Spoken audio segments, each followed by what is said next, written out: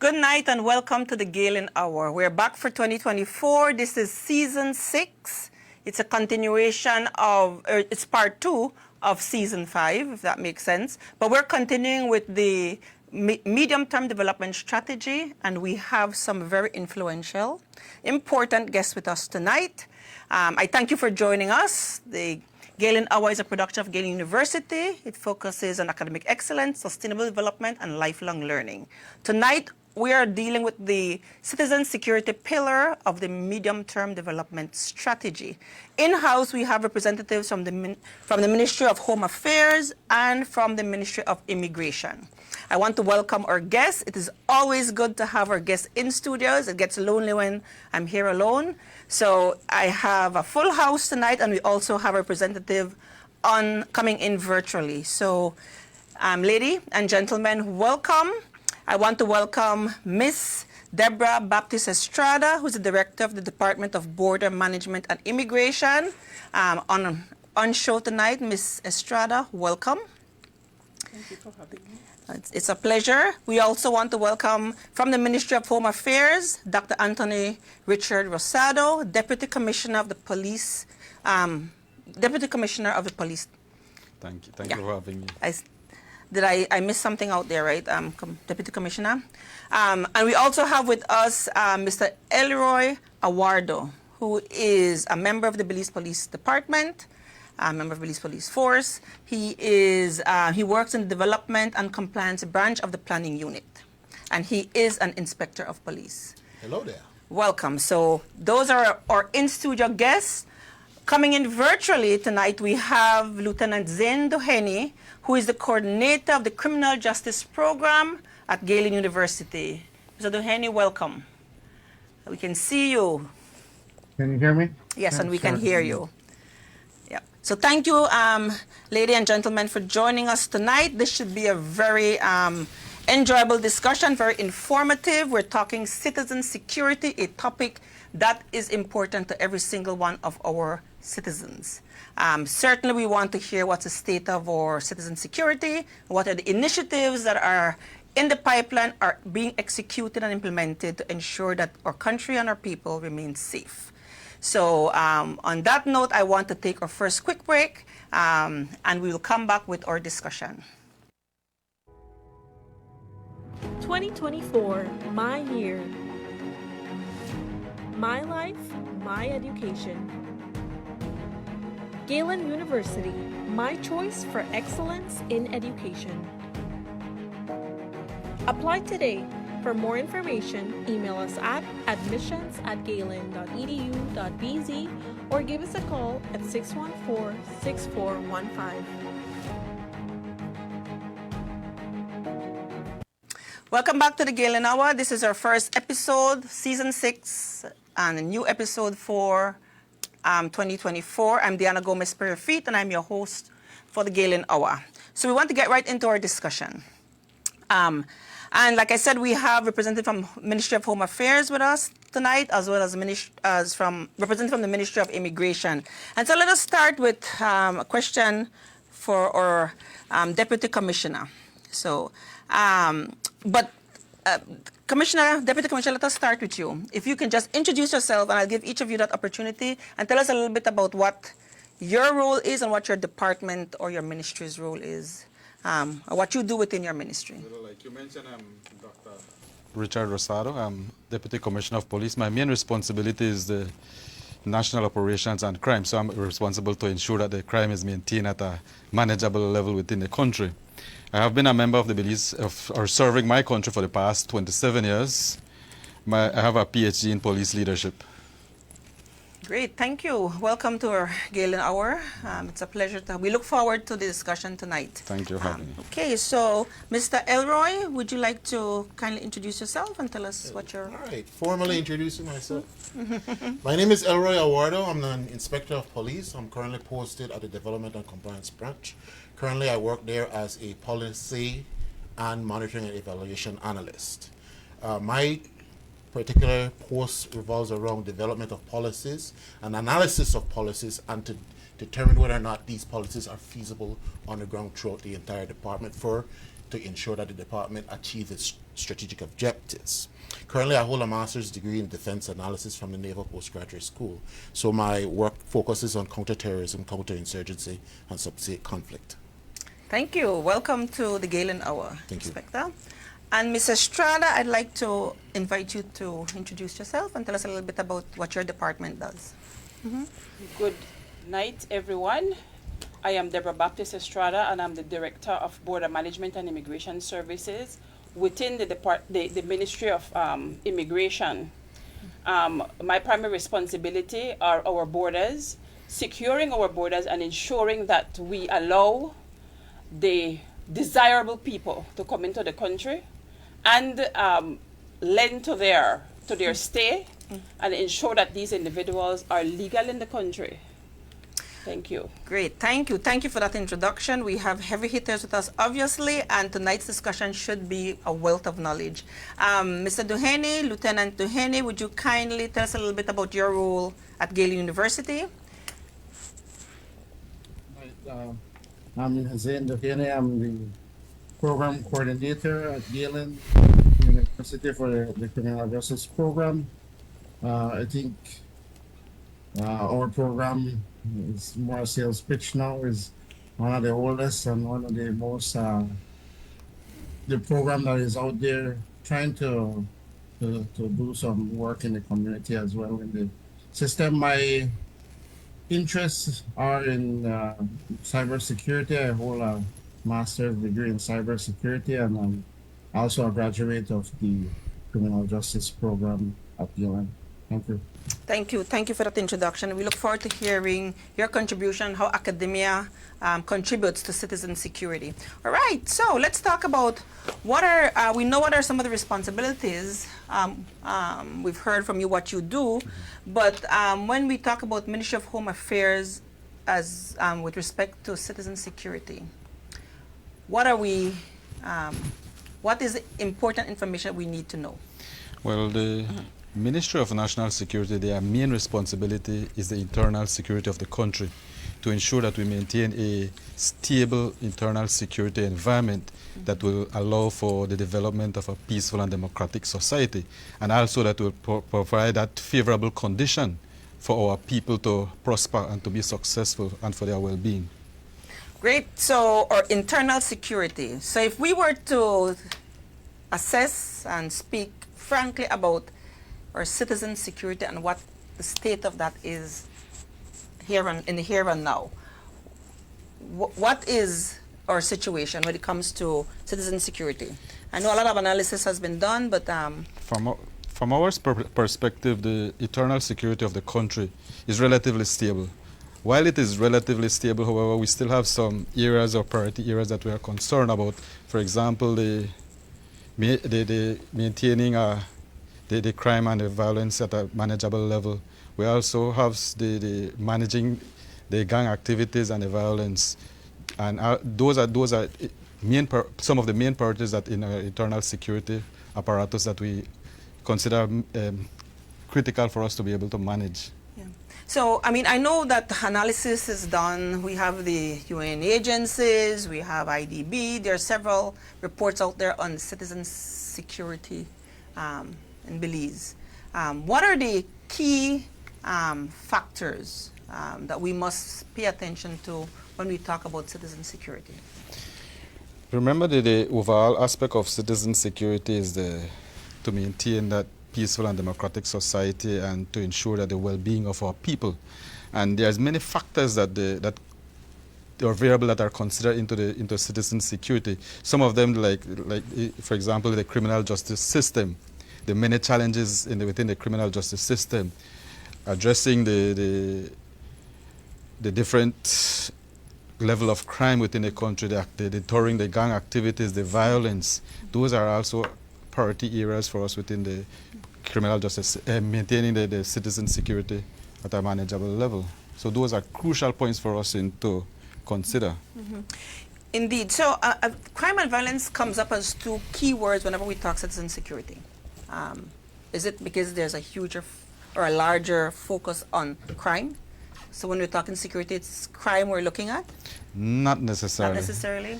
The citizen security basically entail the entire. It's a holistic approach that would. It's a holistic aspect of the of crime. Crime and violence is just an aspect of it, but it deals more than that.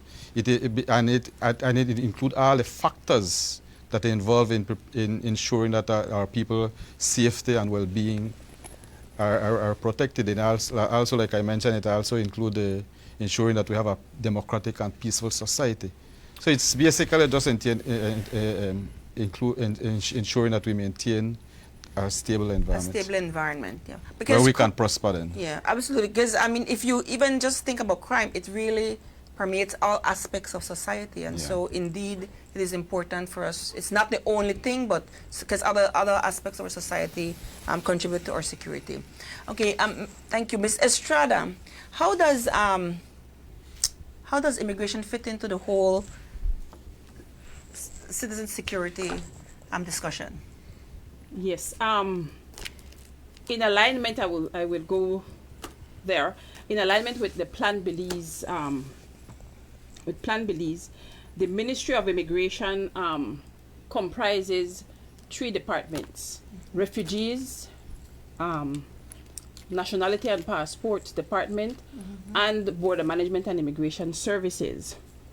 I will venture to say that, in fact, when we look at refugees in alignment with citizen security, we're looking at ensuring that those individuals are documented, that the persons who come into our country seeking asylum are in fact not a threat to the Belizean society, and in fact that these individuals are treated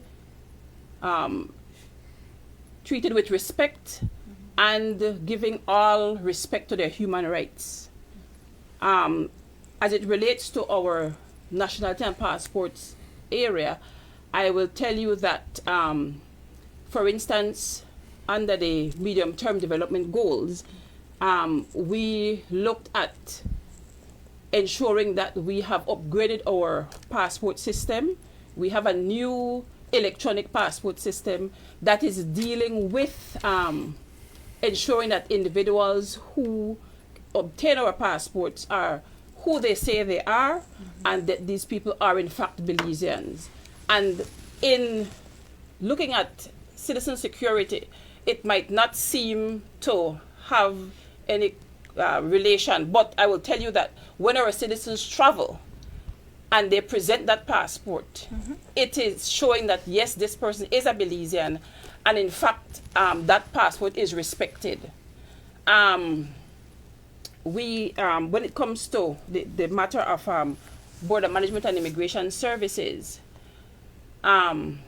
we also look at ensuring that the persons who enter our borders are genuine persons who are coming through our borders seeking, whether it's seeking asylum, whether it is coming here to visit our keys and our natural resources, that these individuals are in fact genuine persons.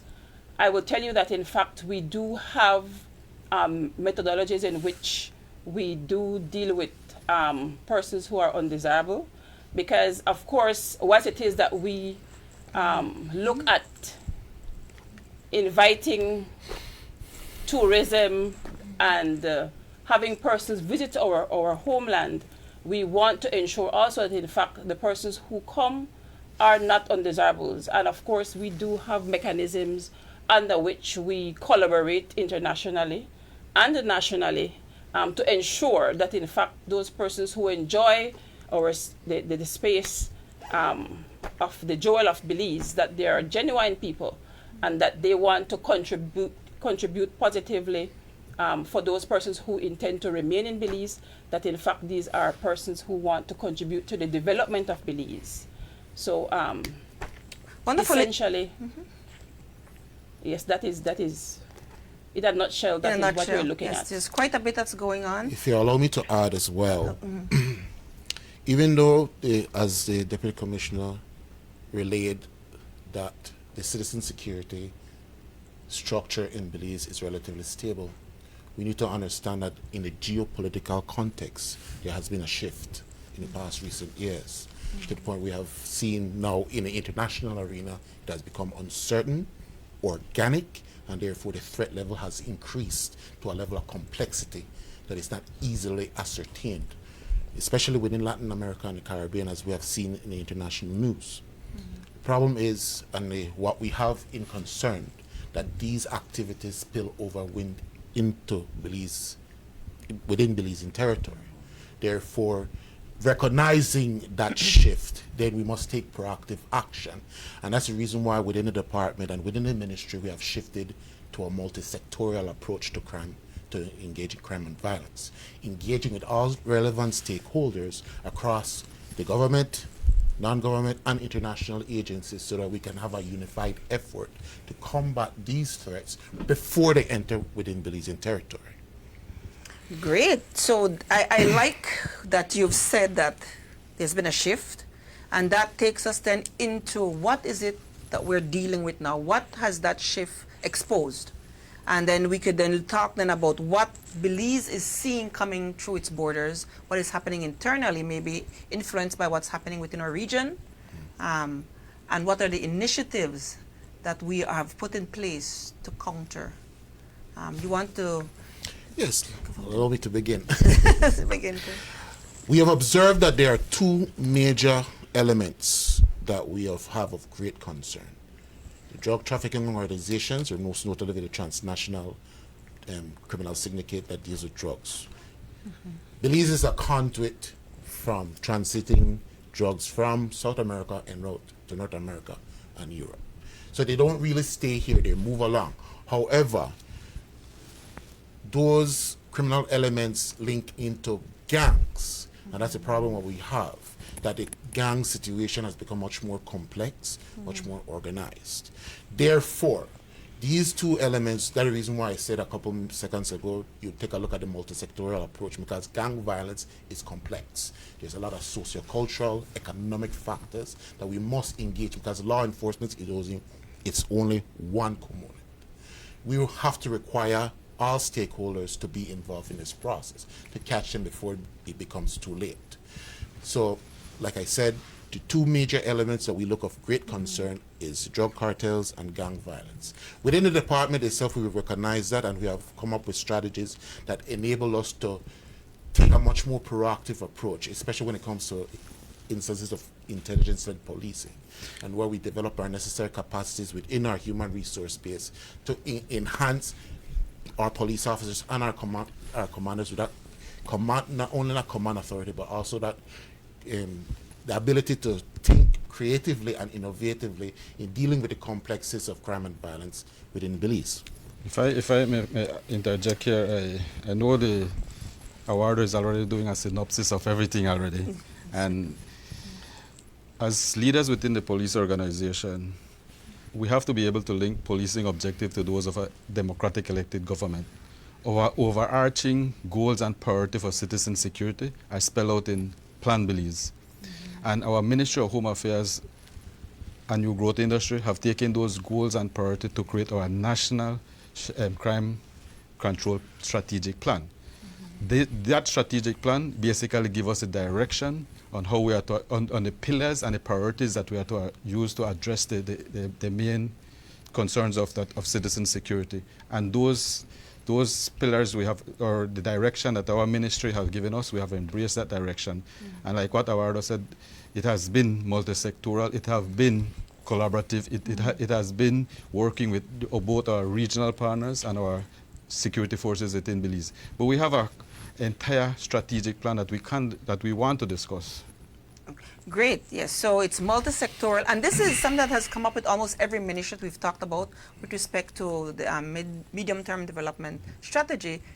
All ministries are taking a multi-sectoral approach, which is absolutely important. Mr. Duheni, we don't want to leave you out there.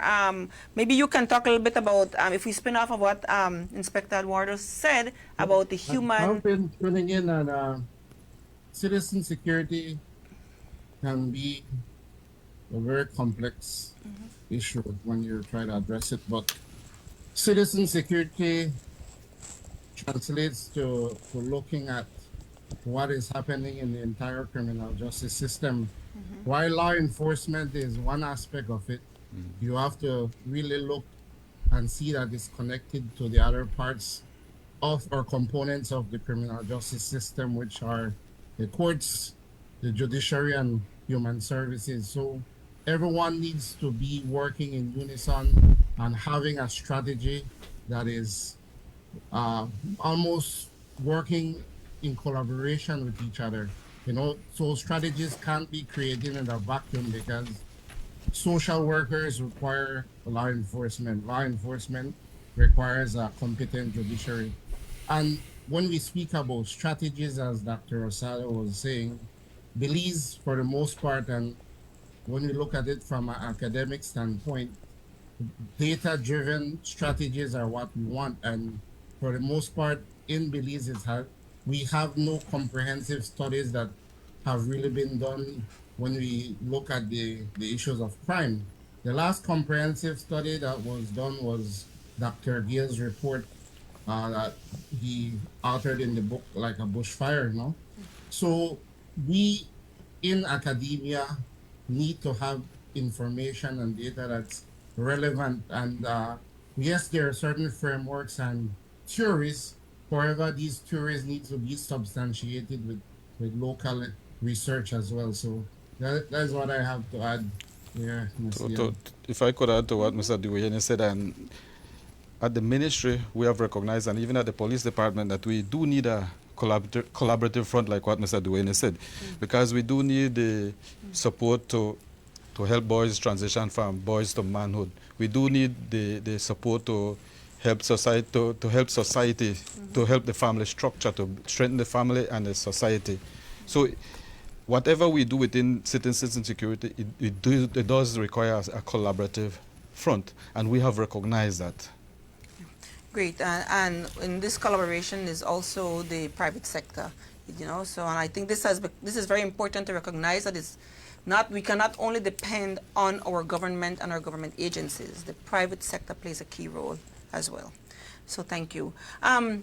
Initiatives. So, can we talk a little bit about the initiatives that are either in the pipeline or are being implemented to get a handle on crime, violence, and to ensure citizen security? Well, with the department and our ministry, we have adopted what we refer to as a multifaceted approach to citizen security or crime and violence also. And that multifaceted approach does concentrate on us upholding the rule of law. It does also entail targeted enforcement. It does entail also the engagement of the community to deter crime. It does also entail the utilization of technology and technological advances and innovation. It also entails education. It also entails the rehabilitation programs in a nutshell. And our ministry have also established and maintained the Leadership Intervention Unit, which was established as a unit to spearhead the collaboration with the different stakeholders.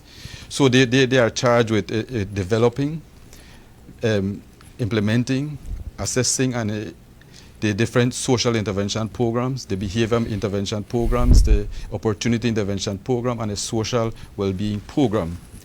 The ministry have also adopted what we refer to as a community-based anti-gang reduction philosophy, which is built on a three-tier approach, which also is complemented by a robust enforcement strategy. If you have noticed, for the past 3 years, which is also spelled out in the Plan Belize, we have transitioned. Before 2020, we were a department that was heavily reliant on suppression tactics, and brute force. But over the past 3 years, we have transitioned out to a more balanced approach in our effort.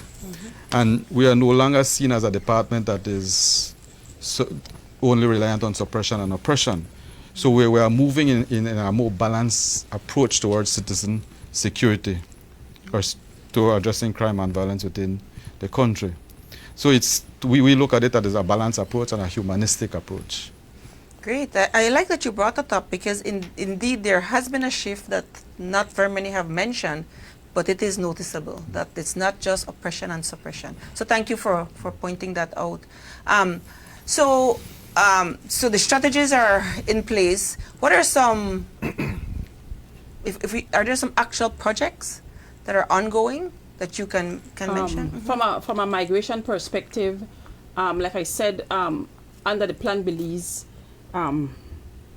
manifesto, our EPICS passport system came into effect, and that is fully operational at this time. We do have 220 refugees that were in fact approved asylum status. There has also been a move towards the enhancement of our border management systems, which would assist us in ensuring that, in fact, we could register persons and, in fact, look at trends and so on as it relates to persons who are coming into the country who might or may have ulterior motive, and have an accountability of the number of persons who enter our country, where they are, and in fact log these individuals properly so that in fact we can look at those records to see, to look at trends and so on and so forth. When we look at the amnesty program, again looking at that from a citizen security perspective, we're looking at persons who were living in an irregular situation. Persons who live in irregular situation are very vulnerable because persons who might hire them, it lends, persons who live in irregular situation lends to vulnerabilities, exploitation, and so on and so forth. So the Department of Border Management, or the Ministry of Immigration per se, embarked on that amnesty program to look at persons who were living in Belize and out of sight. So now these people have a face, they have a voice. We have looked at the registration of just under 13,000 persons under the amnesty program. Now these people can register their children. So their children has now will be able to go to school. These individuals can now look at seeking employment and will not be in a situation where they are vulnerable because they can now have a voice. They should not have any fear of coming out and making a report to the police if they believe that they have been exploited. When it is that persons don't have an identity, they don't have a place in society, then it lends to abuses and so on and so forth. So our amnesty program seeks to bring these individuals out. The children can go to school because we have a policy of leaving no one behind, and that is in alignment with the sustainable development strategy as well. So bringing these people out of the shadow also lends to citizen security. Absolutely. Because, and it is that it also assists us because we know who these people are, we know where they are, and they have now been formally be a part of the society in which, and they can contribute positively, they can contribute to the payment of taxes, and they can not be afraid to seek medical attention and so on and so forth. We also have embarked on digitization of our records for nationality and permanent residency. That is under the Department of Nationality and Passports, and under the Department of Border Management and Immigration Service. We're also seeking to look at the moving from a paper-based platform to a digital platform where persons can also apply for the various permits, visas, students, etc. So all these things all ties into some of the projects. We're also working on our migration policy. Of course, we do have stakeholders involved in that. We have the Ministry of Education, Human Development, and We also work along with the anti-trafficking in persons unit within the police department. We're looking at children who arrive at our borders unaccompanied, along with the ATIPS department. The anti-trafficking in persons committee.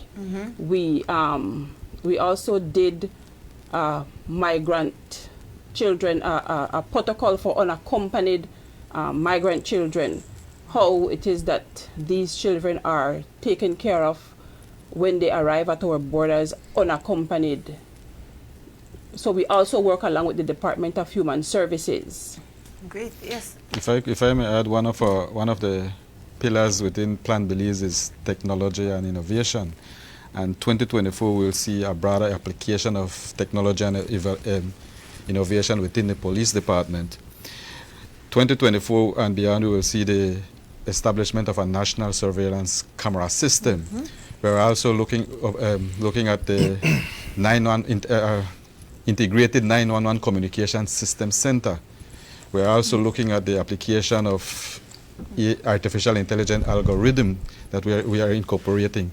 We're also looking at the community-oriented policing mobile application. So the 2024 and beyond, we'll see a lot more of technological application within the police department to assist us in transitioning in the direction that the Plan Belize want us to go. Absolutely interesting, and it's good to know that there's a lot in the pipeline and a lot being implemented. We're at our halfway mark for the show tonight, so we'll take a quick break and we'll be right back with the Galen Hour. Stay tuned. With our unique student-focused services, Galen University prides itself in doing everything possible to facilitate the success of our Galen Eagles. The flexible payment plans, student loan options, and Eagle scholarships make Galen affordable, accessible, and attractive. Treat yourself to the gift of a Galen education. Apply today and secure your spot. Come soar with the Galen Eagles. Visit our website at www.galen.edu.bz or give us a call at 615-3129 or 614-6415 for more information.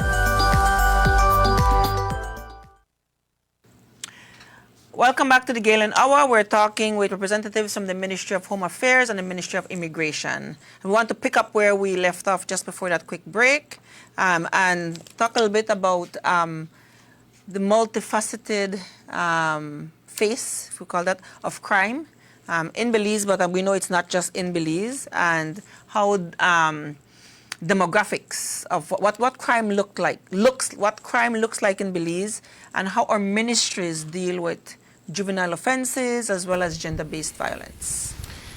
Now, like what you mentioned, that we know that crime is a complex social phenomena, and we do agree that it affects the different demographic in unique ways. So the age, the gender, the socioeconomic status, all contribute to the crime experience.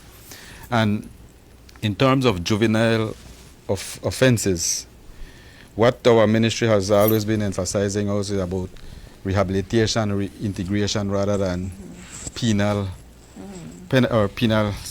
system.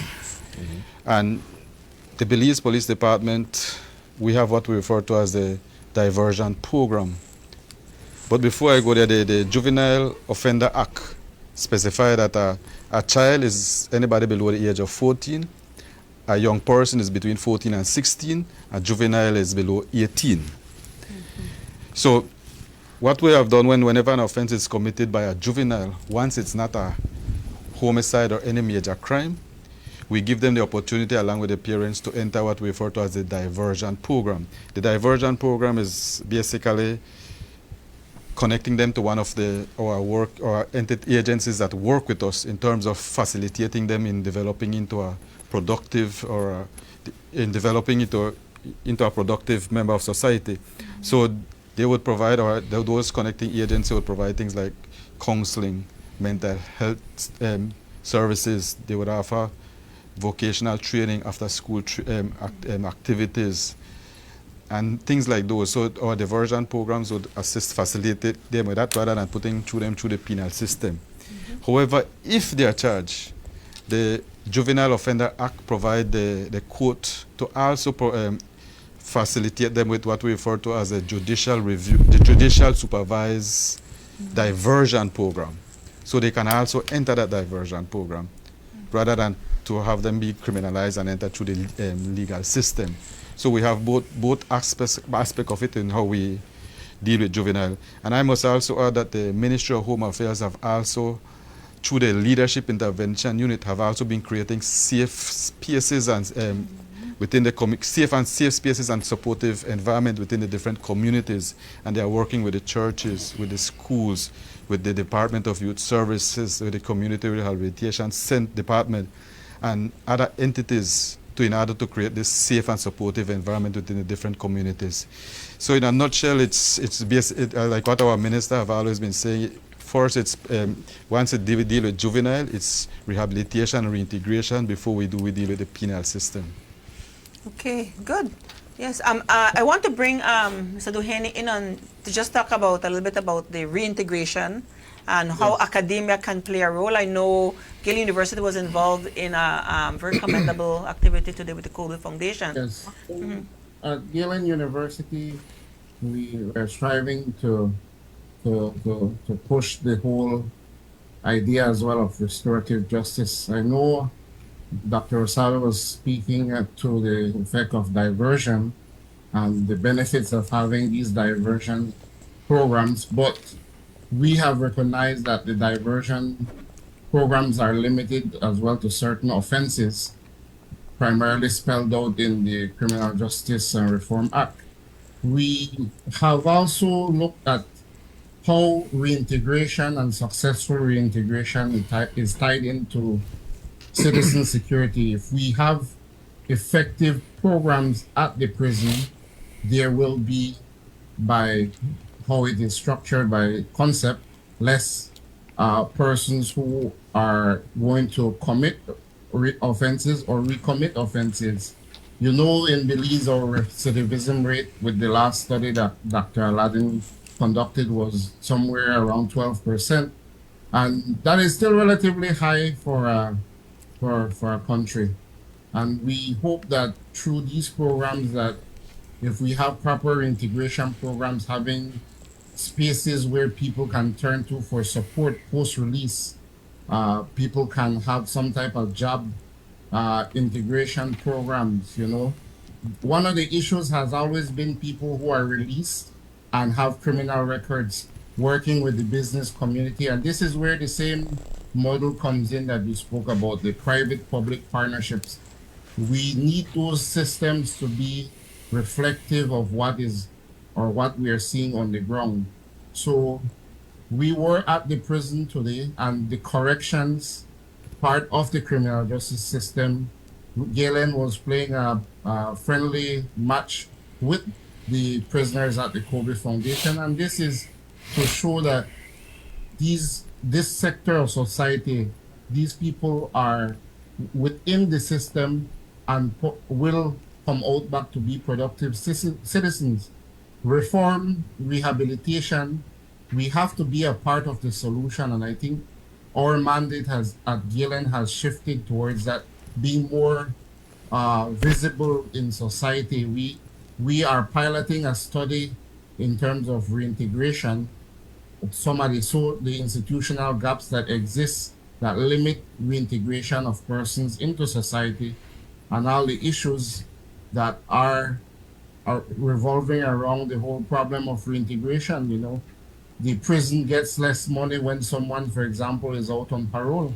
How can they really supervise someone who is out on supervised release when they are getting limited resources to do that? So I think all of these discussions have to be tied into the whole idea of citizen security and how the role of academia and the law enforcement, human services fit into this wider discussion. Thanks.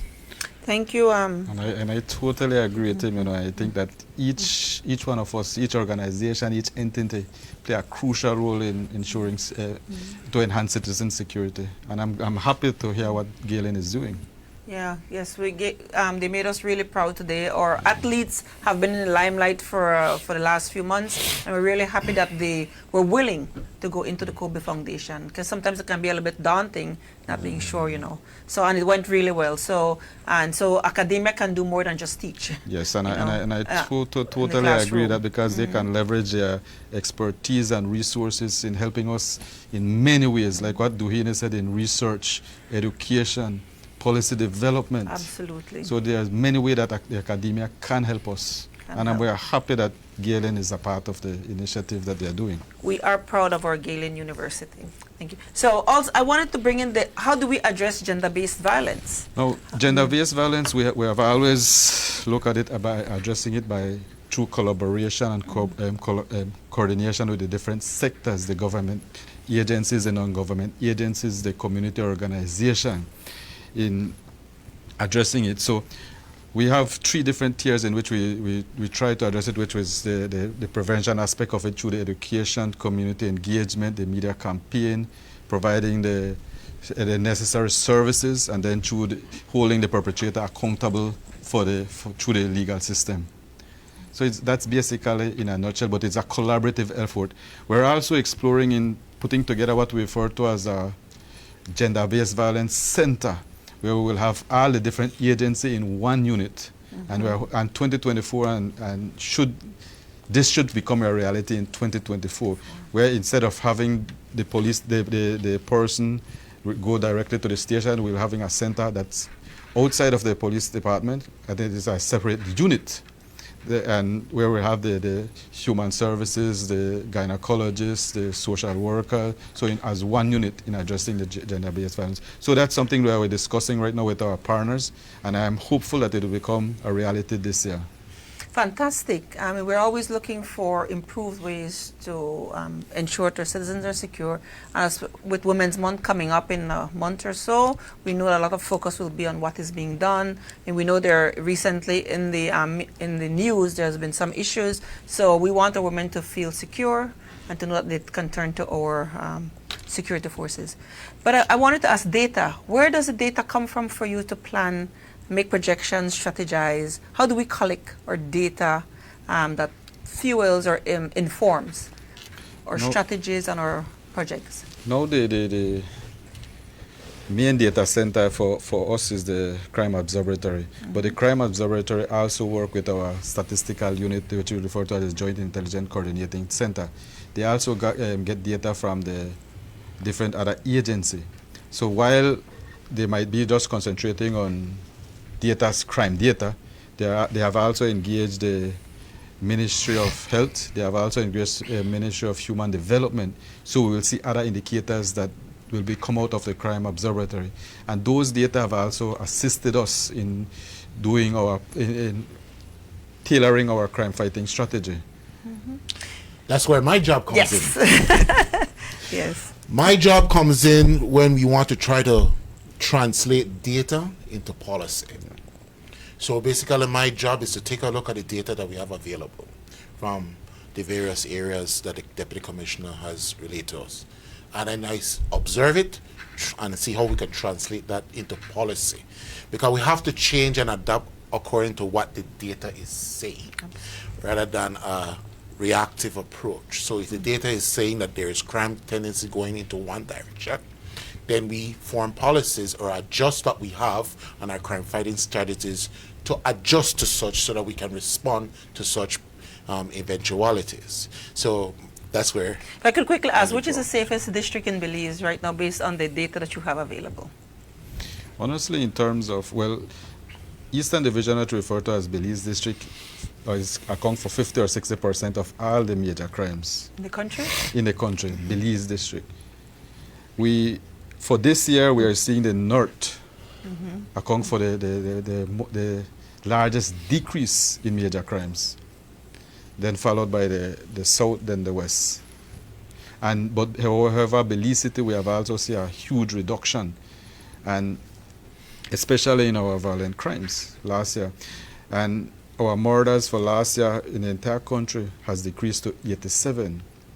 And we are hopeful that we'll be able to show that 2024, that 2023 was not an outlier, but it will be the status quo where we'll have further reductions. Because 2022 saw reductions from 2021, right? Or no? No. No? 2021, we had a reduction, then it increased. It had 102 in 2021, in 2022 it went to 112, then it went down back to 87. Okay.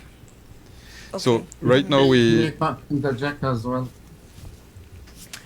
Yes, Mr. Duhene, please go ahead. Yes, sir. I was listening in, and when we look at analytics and what you were speaking about data, you know, one of the issues that has been seen and is evident is that Belize needs to use other forms of analyzing data, and statistics is one, but statistics deals with only structured data. We have to move into the era of analyzing data, using data analytics, which allows for unstructured data. There's a field in data analytics called sentimental analysis, which is one of the areas trending right now that deals with big data.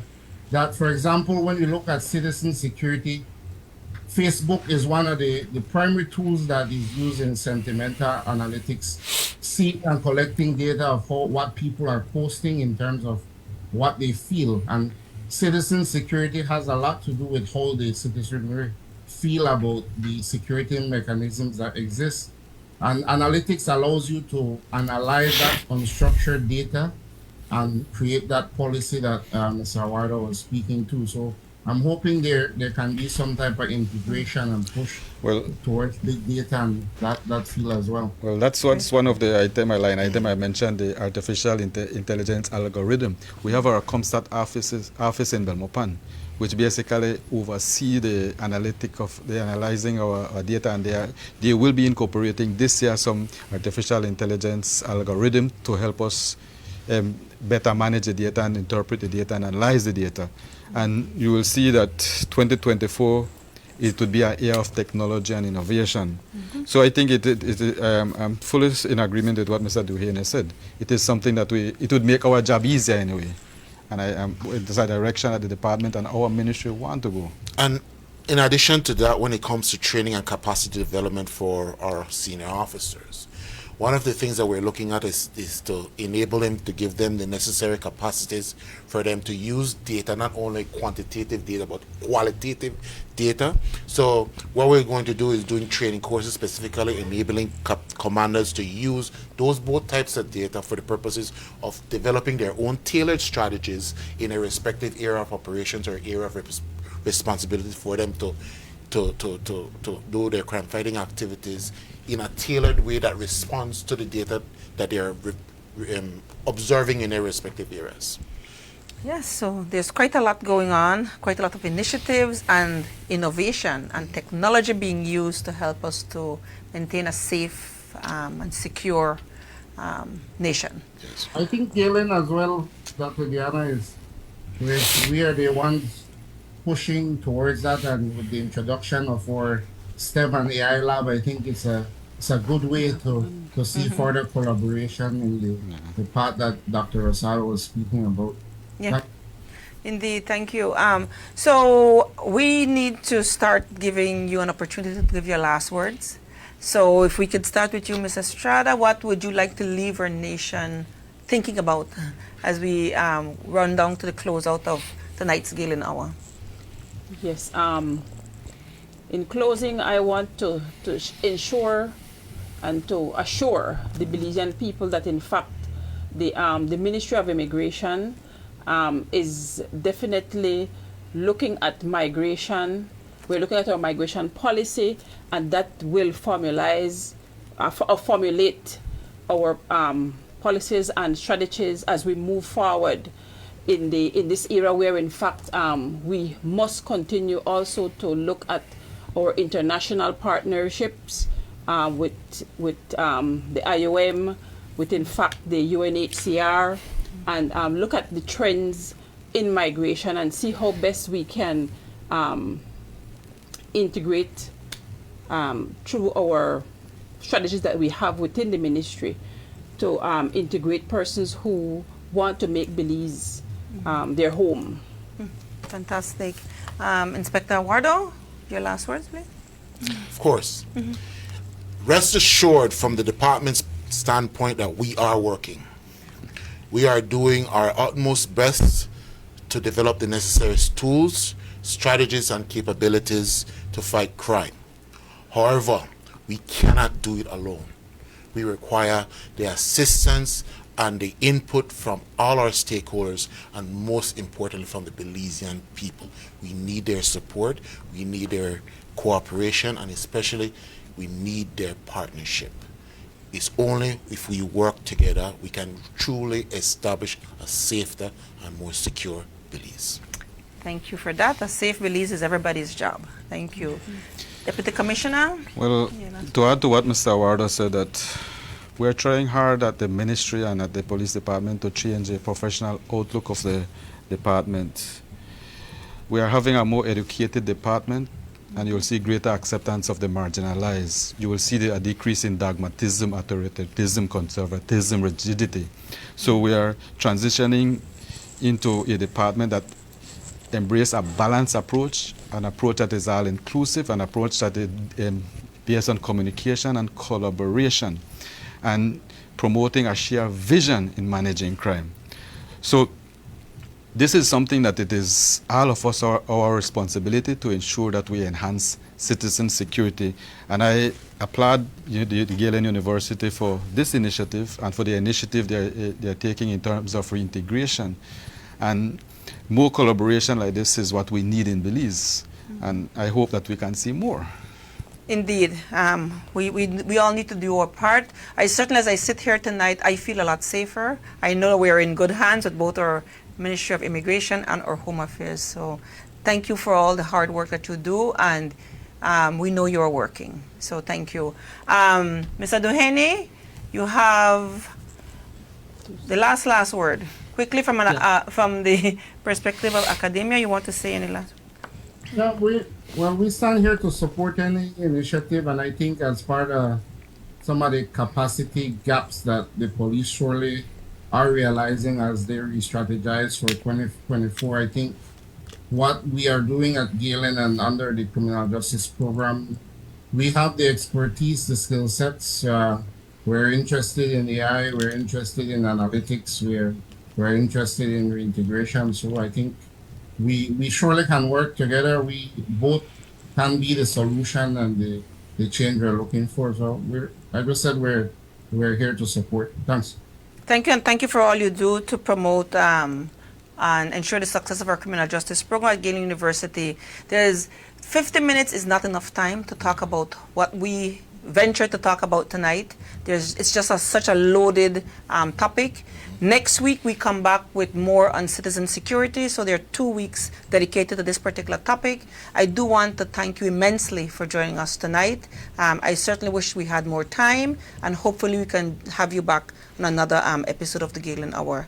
And I don't want to be the person to stand between Belize and the drawing of the Bolido. So I know we were told that we need to make sure we make way for that. So I thank you for joining us tonight. I thank our guests. I thank our viewing audience. The Galen Hour is back with Season 6. We're here on Love TV every Wednesday for the next 6 Wednesdays. So stay tuned and enjoy the Galen Hour and the information we have to share about our medium-term development strategy. It's a pleasure to be here with you on Wednesday nights. Good night, and thank you for joining us.